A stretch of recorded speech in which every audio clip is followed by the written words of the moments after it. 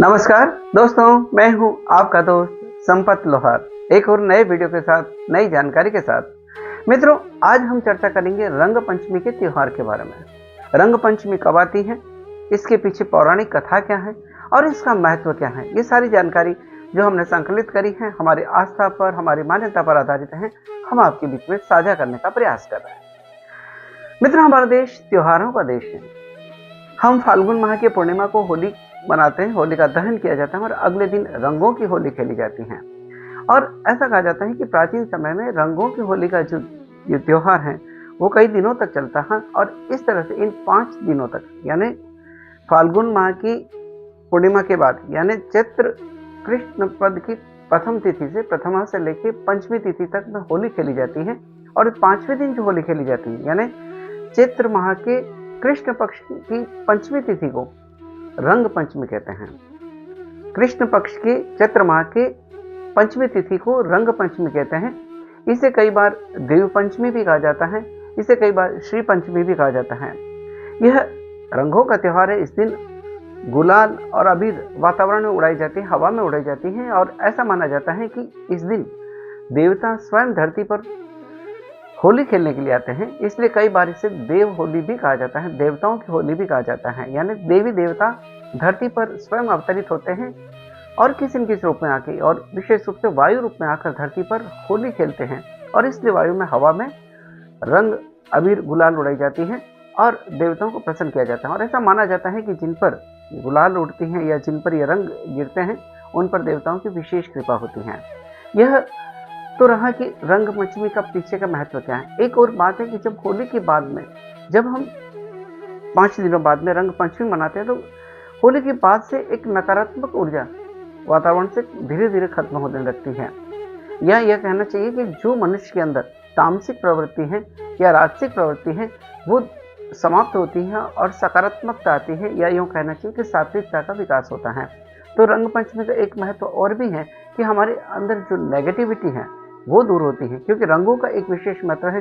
रंग वायु में, हवा में उड़ाए जाते हैं और रंगों के साथ में ये माना जाता है कि पॉजिटिविटी आती है, नकारात्मकता दूर होती है, सकारात्मकता आती है, राजसिक तामसिक गुण कम होते हैं या खत्म होते हैं और हमारे भीतर सात्विक गुणों का प्रादुर्भाव होता है। तो ये इसके साथ में रहा महत्व। एक और बात यह है कि इस दिन राधा और कृष्ण की पूजा की जाती है और ऐसा माना जाता है कि इस दिन राधा कृष्ण पर गुलाल उड़ाने से उनकी विशेष कृपा हमें होती है। और जिन मनुष्यों की कुंडली में दोष हैं, ग्रह दोष हैं, वो भी दूर होते हैं, कष्ट दूर होते हैं और उनका आशीर्वाद हमें प्राप्त होता है इस दिन रंग और अबीर या गुलाल उड़ाने से।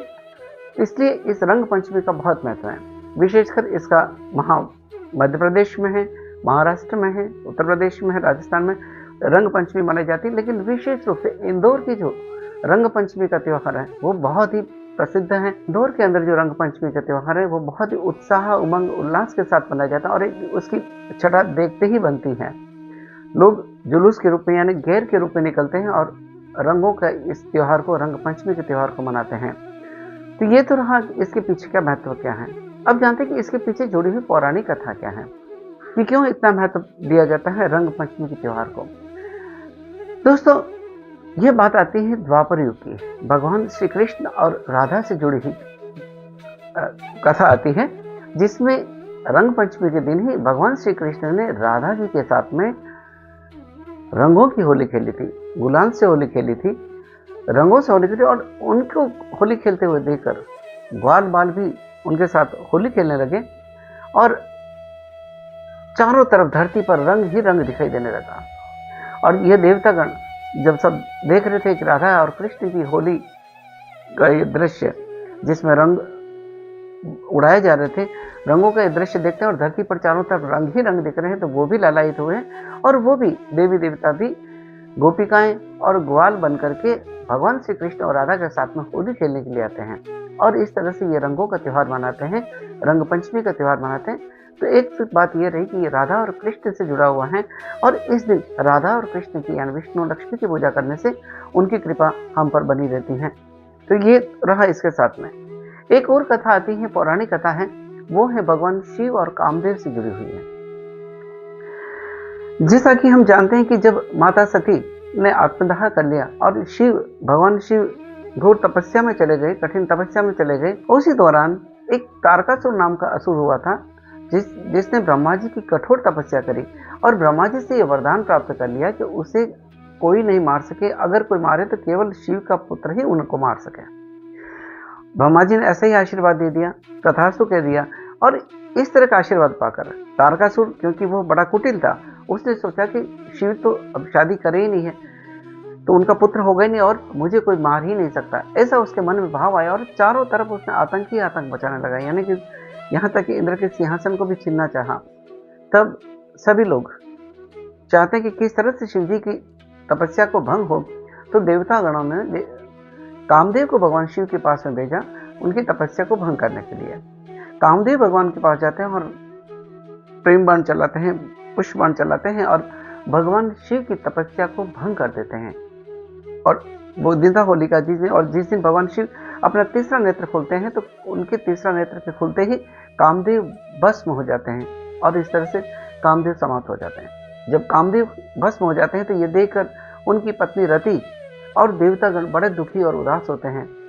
तब सभी लोग रति भगवान शिव के पास में जाती हैं और उनसे अपने पति की जीवन की कामना करती हैं, जीवन दान देने की कामना करती हैं।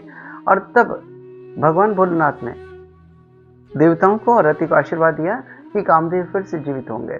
और इस खुशी में सभी देवताओं ने रंगों की होली के लिए रंग उड़ाने लगे और रंगों की होली खेलने लगे। एक मान्यता इसके साथ में यह भी है कि शिव और कामदेव के साथ में जुड़ी हुई रंग पंचमी का महत्व। दोस्तों, एक छोटी सी जानकारी थी जो हमने संकलित करी और आपके बीच में साझा करने का प्रयास किया। आप सभी को रंग पंचमी की बहुत बहुत शुभकामनाएं। रंगों का यह त्योहार हमारे भीतर की नकारात्मकता को दूर कर दे, हमारे भीतर के जो राजसिक और तामसिक गुण हैं उनको दूर करें और सकारात्मक भाव को जागृत करें। हमारे भीतर सकारात्मकता के साथ में सात्विक गुणों का विकास हो।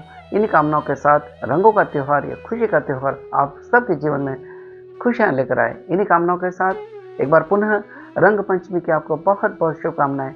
इसी के साथ आपके दोस्त संपत लाहौर को इजाजत दीजिए। जय हिंद, जय भारत, जय श्री कृष्णा।